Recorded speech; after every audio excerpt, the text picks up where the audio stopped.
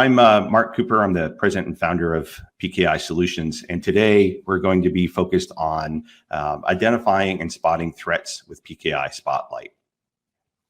If this is your first time joining a webinar with PKI Solutions, couple orientation things. We have a public chat channel. We also have a copy of today's presentation available in the handout section. That includes a copy of the deck itself, as well as some information about PKI Spotlight. Looks like everyone's gotten joined here to the session, so we'll go ahead and get started. So PKI Solutions, a little bit of background on us. We are one of the few organizations in the world that is focused primarily on public key infrastructure itself. Over the last 8 years, we have been delivering consulting services, training, and support to organizations around the world. Our combined expertise really enables us to see unique and interesting challenges and really try to bring new thought leadership into the public key infrastructure space. In 2022, we launched PKI Spotlight, which is our first software product itself. We've had previous products with the PKI assessment online portal. But with this one, we are now actually addressing issues around identifying how to monitor and alert within the PKI infrastructure itself. So why are there some of these challenges? What's happening within the PKI itself? One of the issues that we often see is organizations, when they're faced with their PKI, have stood up or created something that was oftentimes deployed years ago by somebody else, a little bit of oversight, not much understanding of the security ramifications itself. If we think about PKIs and honestly the HSMs as well, PKIs are kind of difficult to actually do threat detection. There's a lot of components that are locked away, whether they are an offline network segment, highly secure parts of the network infrastructure. PKI itself wasn't really designed for centralized monitoring and threat detection. The concept of a distributed authentication and identity system like PKI is really flexible, and it has enabled it to grow over the years for uses such as IoT and the modern enterprise, things that we do with smart grids and smart cars. Very flexible in that regard, but it also means that this distributed infrastructure is very difficult to monitor. It was also designed in a way that assumed that the PKI was infallible, meaning it would never be operated insecurely, that there wasn't malicious activity, that would always be on a network segment that was highly protected, and there was no such thing as malicious employees or external actors that would attempt to get to these systems. But we know the modern day concepts such as zero trust kind of show us that we have to be smarter about these things. We often see organizations also struggling with things such as expertise, just the ability to understand the PKI components enough to be able to look into and find events and information that could lead to specific threats itself. So if you don't have the expertise or the time, you're not going to be able to identify a lot of these things. And we're going to show you some demos of Spotlight actually catching these things in action. And lastly, the existing product field that has been out there previous to PKI Spotlight just doesn't address this space. Generic network monitoring tools and CLM products aren't really designed to help organizations manage their PKI, let alone address things like security threats. They're really focused on the output of the PKI, the end entity certificates itself. And then lastly, there just isn't enough time.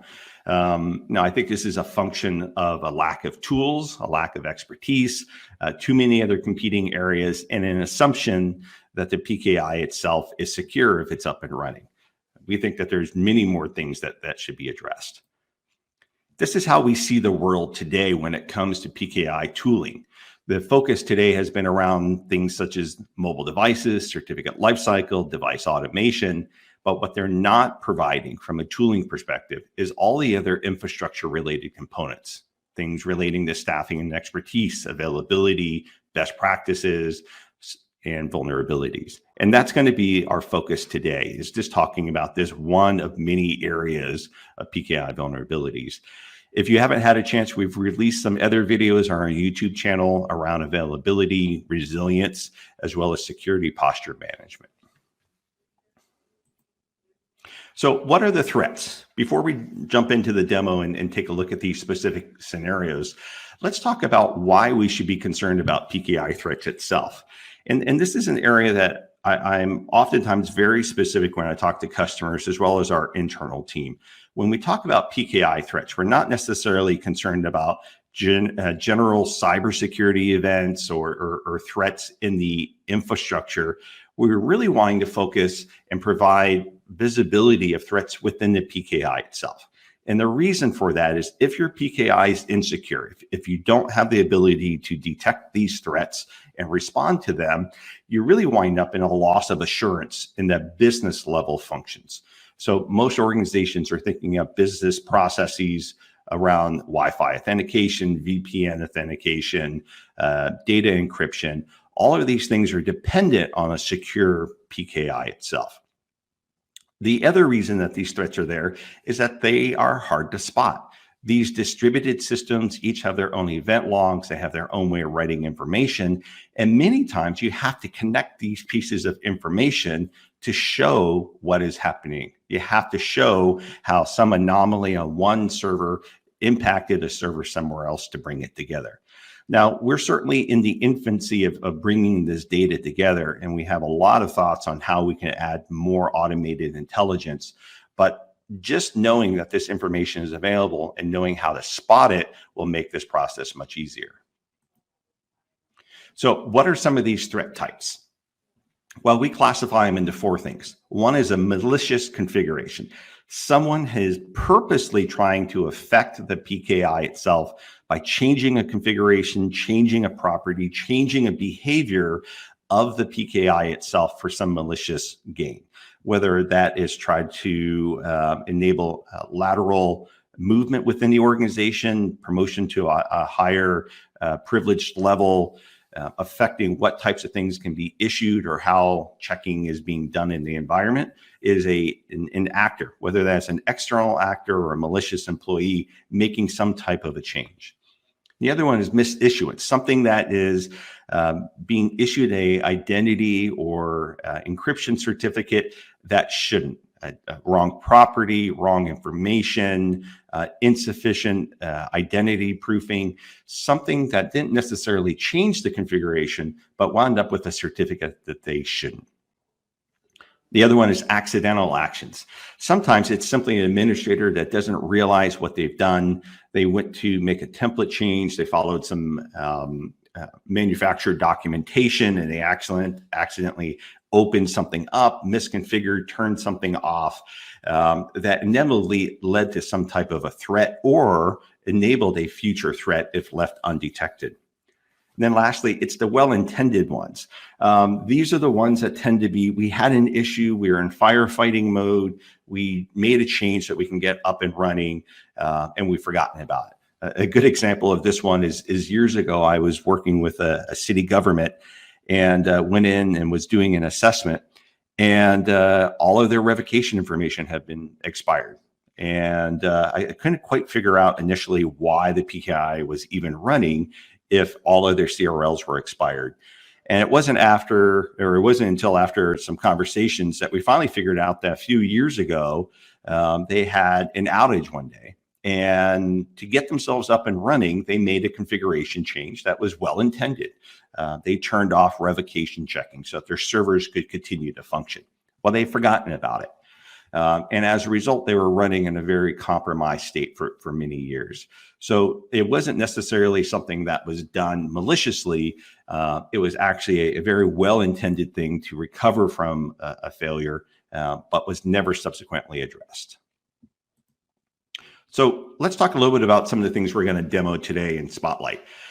Some of the threats that can really manifest themselves in the environment are things such as template changes. And we think about a malicious actor or misissuance. This can come from the creation of templates themselves, changes to templates, the addition of templates. So when we think about enterprise CAs, the most common place where we're going to have some type of misissuance or potential malicious activity is around template changes. So we're going to jump over to Spotlight here in a moment, and I'll show you how Spotlight is actually tracking and giving you root cause information around templates.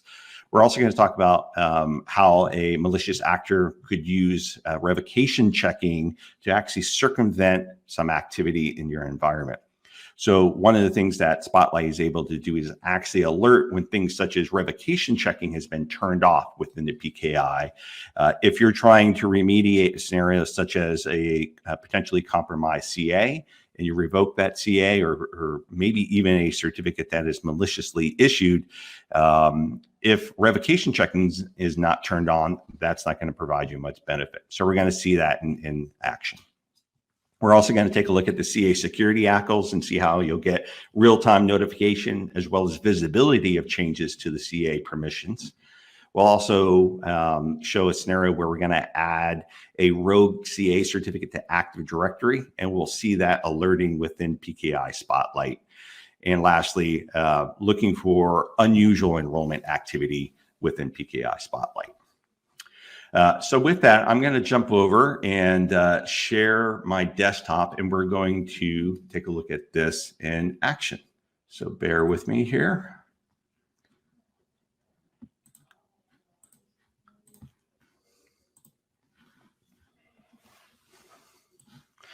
All right. So what we have here is the PKI Spotlight console. I've got a couple of VMs that I'll be working with as we go through here. PKI Spotlight itself is a agent and controller setup. In our test environment here, we have a number of machines that we're working with. In this lab environment, we currently have 6 agents that are online. Right now, I don't have a great health status in my environment. Half of my CAs are offline, but this is our test environment. So it's up and down quite a bit here. And here on the left under agents, I've got a status scenario of what's happening with all of my CAs in the environment. Now, some of these belong to our different professional services teams or developers and so forth. So I'm going to be working with one particular CA. This is the enterprise subordinate CA that I've set up for myself. And we're going to start with a couple of different things. So we have not just status information here, such as the information coming from the host and the operational status of each of our roles, such as the CA and OCSP and NTDS. But we're going to be dealing a lot more in this demo with event information and configuration details itself. So one of the things I'm going to do is just to simulate what is going to happen here is we're going to work with templates on our CA here. Now, when we actually make and modify templates themselves, this is all happening inside of Active Directory itself. And this is one place where PKI Spotlight really does something that you can't find in other monitoring tools.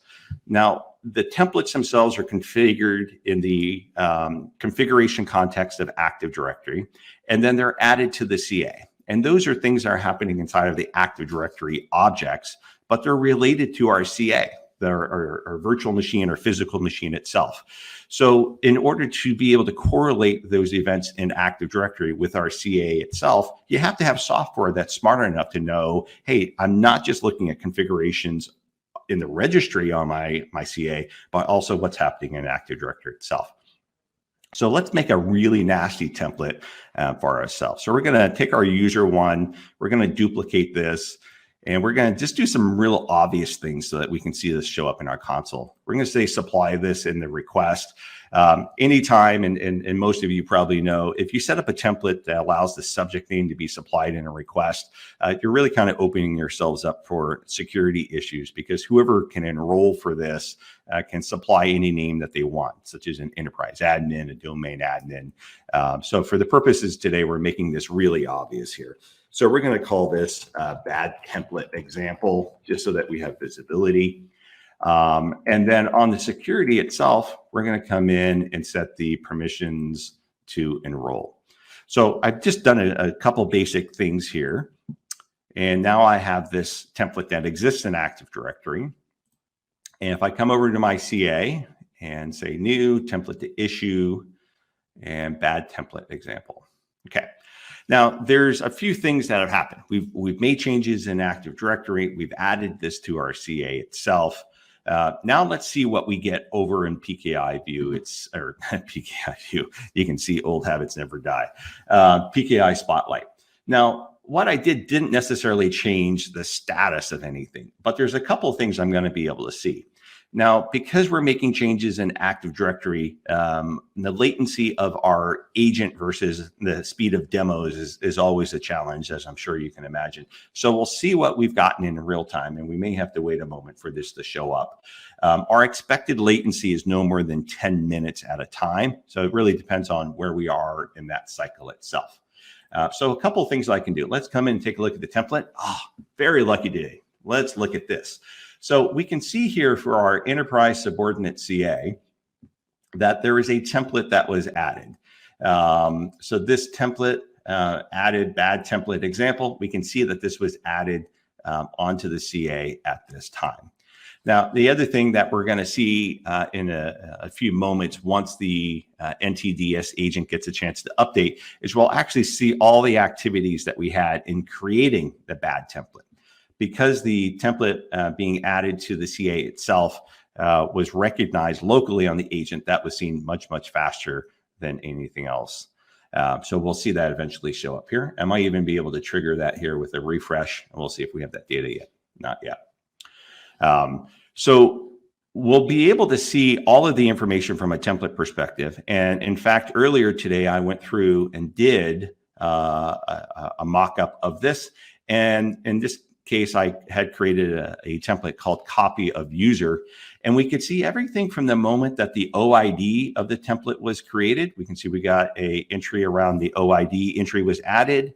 We can then see that a copy of user template was added to Active Directory, and then it was added to the CA itself. So we're able to see everything from the moment that the OID was created to when the template was created to when it was added to the CA. Now, because those are events that I'm tracking, I can also get real-time alerts from Spotlight as well. So that is just an example of how we're tracking that in real time around when a template is added, when it's affecting the CA, and how changes are going through. Now, one of the other things that can happen in an environment when we kind of think about the well-intended, and if you've ever read our blog series, one of the things I often lament is around the concept of revocation checking and turning it off. We've seen this in many environments. Sometimes it's configured to recover from a failed CA. Sometimes is simply turned off because somebody was tired of a warning, but it also has a huge impact on the security of your environment. The entire ability of a CA to affect what it's issued is through the revocation checking itself.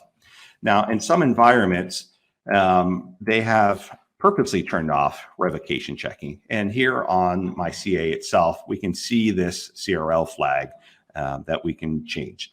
Now, from a malicious intent, I may also do this to try to circumvent something that you're doing to mitigate a compromised environment. But this could also be an accidental configuration. Now, this is one of those things where if you've ever worked with any of the ADCS flags, these are really difficult to see bitwise values in the registry itself. So this is actually a registry key. So the previous example with the template, we were working with things in AD. In this one, we're actually going to see changes to the registry itself. So if I'm doing a well-intended thing, let's go ahead and turn off the revocation checking. And we can see that that value went in. Now, over in PKI Spotlight, we should see that event pretty quickly because that is a local registry key. We'll see that show up here shortly. In addition to seeing the event, one of the other places that I can see that is in the configuration settings themselves. So if we go to Enterprise Subordinate CA, if you can take a look right here, RevCheck ignore offline. So we can see the configuration side by side. So if I'm intending these two servers to be set up identically, we can see that this one has a CRL flag that's very different as opposed to the Blue Sky root CA that only has the standard delete expired CRLs. So I can quickly see where that value has been stored. Once that comes across in our events, here we go, enterprise subordinate CA, a registry CRL flag value was changed. So in this case, we can see the previous value was 2, this is changed to 10. Actually, one of the things that you'll see is we'll be improving how this information is displayed so it's in a more friendly state. This is that bitwise value, but the detection showed that something had gone on. If you're ever curious what these values are, for instance, if you look back at the publish command, we can see what the CRL flags are. Previous value of 2 was just to delete expired CRLs. Rev check ignore offline is 8. So together it's a value of 10. So that was showing us in real time changes to the registry that we're affecting. And this is just one example of something that can happen on our CA. Now, the other thing that we can alert on is changes to the CA security properties itself. So if I am a bad actor and I'm trying to move myself through the organization or provide some type of lateral movement, one of the things I may attempt to do is change the permissions of the CA itself. Now, these are special registry keys that are in a ACE format. But let's just say I am able to get myself sufficient enough permissions to get to the CA and make some changes. If I want to start doing things such as revoking other administrators, let's just say I've been able to establish myself an account in AD. I can add that bad actor. I got my lateral bad guy here and going to grant him manage CA permissions. So I'm going to click OK here. So now that has affected the integrity and the security of my PKI itself. You're not likely to find very many tools that are going to be able to track registry-based ACEs for services such as certificate services in real time.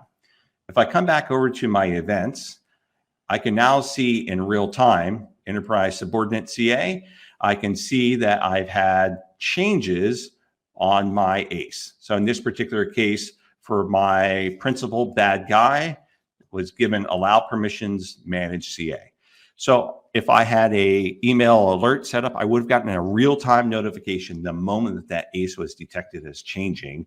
I can get details about what is happening in my PKI and my security settings all in real time.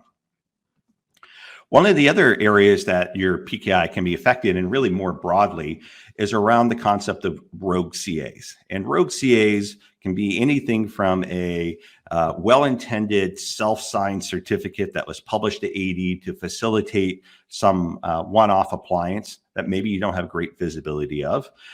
Or it could also be a malicious actor trying to inject information into Active Directory. So to facilitate this demo, I have myself a bad CA certificate here. And there's a couple of things I can choose to do here. One of the things, perhaps I'm a well-intended admin, is I can publish this certificate into Active Directory. Now, when I publish this certificate into Active Directory, there's actually a couple places I can put it. One is into the root CA store, and this will automatically set this up as a trusted root CA, and all Windows systems that are connected in the forest will automatically download and trust this. So a pretty powerful thing. Also something that you should have some visibility when that changes. So even if you have a change control process, you can have visibility to make sure that that is something that is actually being tracked properly. The other place I may want to monitor is the NT auth. Now, this is a really important one. This is kind of a gatekeeper role within Active Directory. It determines what CA is trusted to issue smart card or user authentication certificates for sign-in, such as VPN and Wi-Fi authentication. If a CA is not listed on this object, it will not allow that certificate to be trusted for sign-on. This is essentially what protects your organization from public CAs. So even though Microsoft has designated providers such as DigiCert and GlobalSign and GoDaddy, for instance, as public CAs and their certificates are trusted, they are not trusted for authentication certificates. So even if somebody maliciously gets a certificate from one of the CAs as one of your users, they won't be able to authenticate into the environment. That naturally means, as a malicious actor, if I do have a certificate from another environment, I may try to actually get a certificate I can control into one of these containers. So I published it into the NT-auth container as well. Now, this is the one place where I said that our Active Directory latency is up to about 10 minutes on this space. I believe in a future version, we'll make this configurable for users. So we'll see if we've gotten any events. I don't see a refresh indication over here. So I don't think that we'll see this quite yet. I'll force a refresh, but I've got some entries from earlier in the day to show the same thing at play. So earlier, we can see the actions I did here. So here is a event entry for my enterprise subordinate CA. The container in 80 is the root CA, and the entry name that I published in there is my bad CA. I can also see some specific details on the certificate itself, such as the thumbprint and the issuance and the validity information. I can also see when I added it into other containers, such as the AIA container. I can see it get added into the NT-auth container as well. So all of this information is collected by our agent automatically by watching information in Active Directory and then collating it back to the appropriate certificate authority that that information is associated with. The last area I wanted to share with you on detecting threats in the environment is simply around some of the statistics that you can see.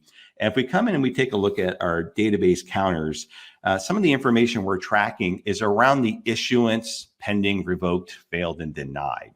Now, one of the areas that may be of interest, just from a glance, is looking for unusual or suspicious activities.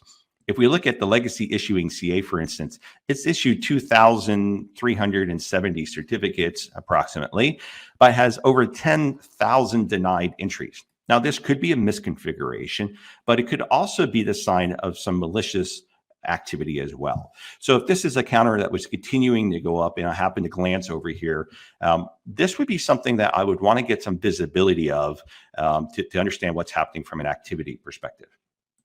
Just by the way, those events are also available inside of our events area, so we can send updated information out. We have the database statistics, and what it does is it essentially sends out updated counters for each of our CA. So we can see all of those same numbers being sent out for consumption by an external issuance management system or a ticketing system, but it is information that we're providing to the greater picture.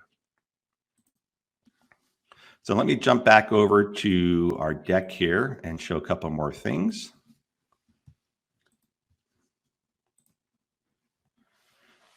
So in the demos that we went through, a couple of things I wanted to point out.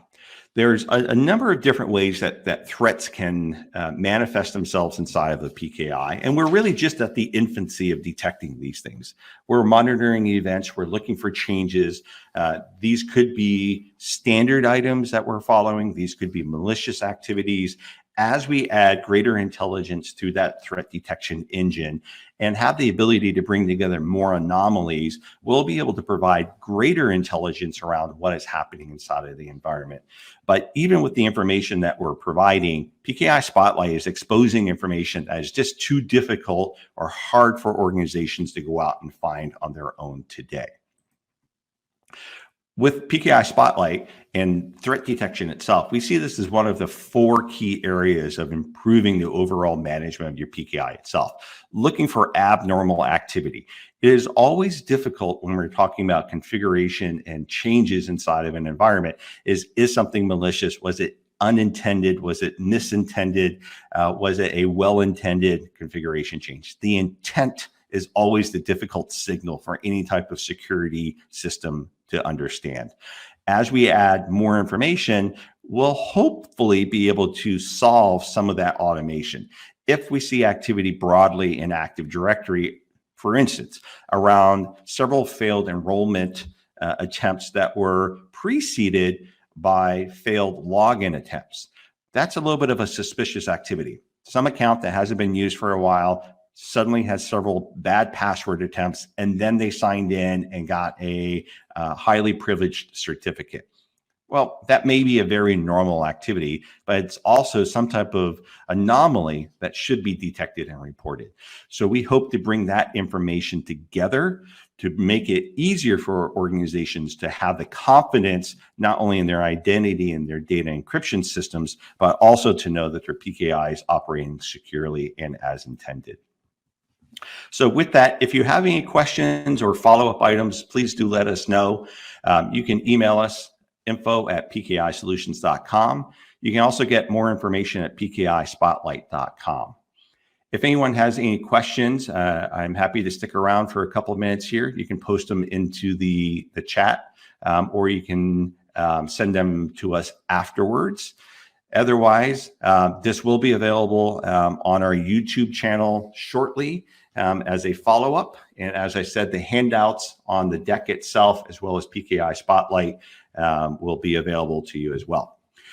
Wayne was asking if there's any APIs. So we're actually in the process of making our product capable of integrating with a number of systems, both from a SIM perspective as well as help desk systems. So it kind of ties together around Splunk and API. So we have a number of things on our roadmap, and Splunk is actually one of the top things that we've been looking into for a future version. API and data-wise, we have designed the system with the intent that while the console is the way that things are configured and where the intelligence are, you should be able to extract the data to get it to where you want. So whether that's Splunk or ServiceNow or SolarWinds, we want organizations to be able to get it into the systems where they want. So in theory, you can set up the controller and the logic that you want and never go onto the dashboard if you don't want to again. What we're doing for customers is we have obviously a large roadmap of what these various system integrations can be. And early customers, we're working with them to understand what's a priority for them and moving those farther up in the pipeline to meet their needs. So I think that is something such as Splunk, something that we're already looking at. We have a few customers that we've talked to about it. And we're certainly making that a point for our early customers to let them know if they're interested in Splunk. We have the pieces pretty much ready to go and could have that in very short order. As far as the question from Justin, can Spotlight track what pre-existing templates are being used in a PKI environment? Absolutely. So the demo environment that I'm in right now is a little limited.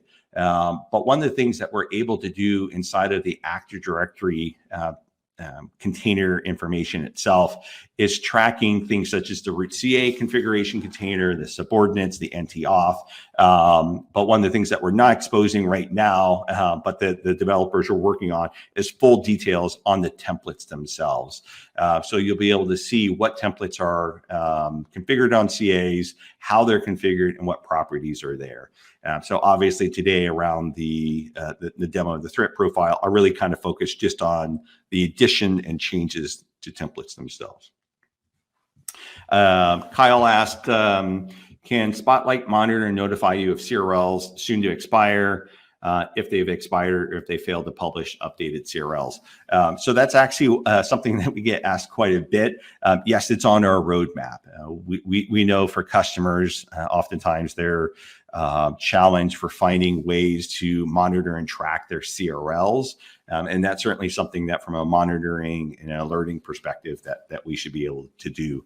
The only thing that's made it a little more difficult for us is because we're very agent driven, is how to address that for an offline server. So the additional work that we're doing should facilitate a mechanism to do some discovery of where the root CRL is at. And once we have that, we can certainly understand its validity period, when it should be replaced, and so forth, and doing alerting. And we really hope to be able to look for some resilience related things to alert you before things expire. But obviously for an offline root, if we don't have the ability to be running on there, we couldn't really detect failures before the CRL expires, but providing some greater visibility on that.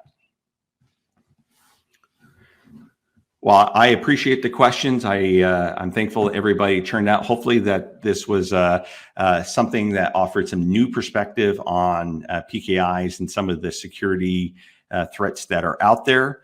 Stay tuned for future updates on PKI Spotlight.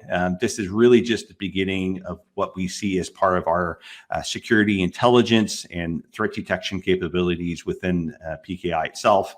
And we'll have more information on our YouTube channel and PKIspotlight.com on additional updates and demos. With that, everybody have a great Monday, and thanks again for attending. We hope to see you soon.